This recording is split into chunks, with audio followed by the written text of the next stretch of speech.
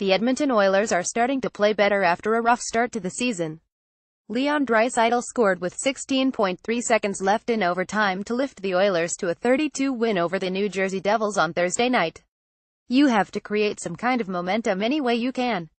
Sometimes it takes wins like these to get you to start feeling confident and get rolling, Oilers forward Milan Lucic said.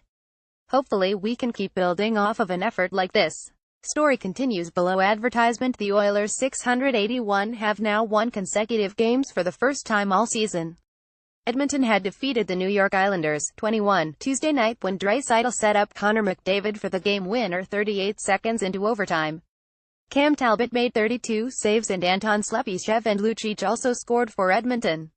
Whereas the Oilers spoke in hopeful terms about building positive traction, the Devils are in the midst of their first sustained losing streak of the season. New Jersey has lost 4 straight to fall to 942. Corey Schneider made 29 saves for New Jersey.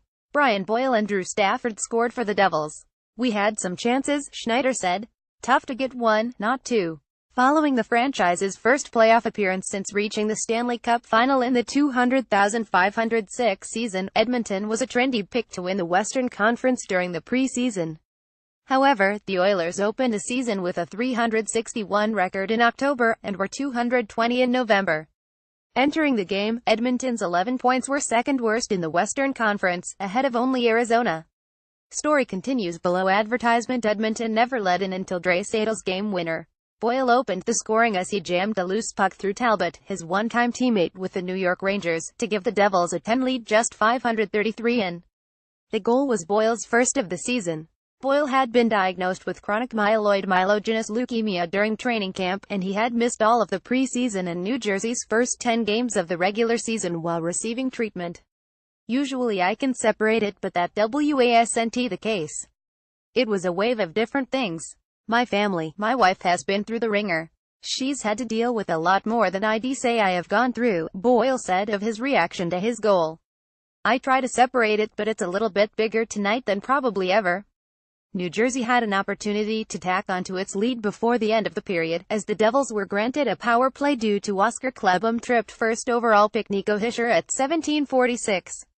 But Stefan Nosen's shot from the top of the crease sailed wide, and the Devils went into intermission with the 10 advantage. We could have had 3 or 4 goals, Schneider said. We had a few dribble wide or miss an open net.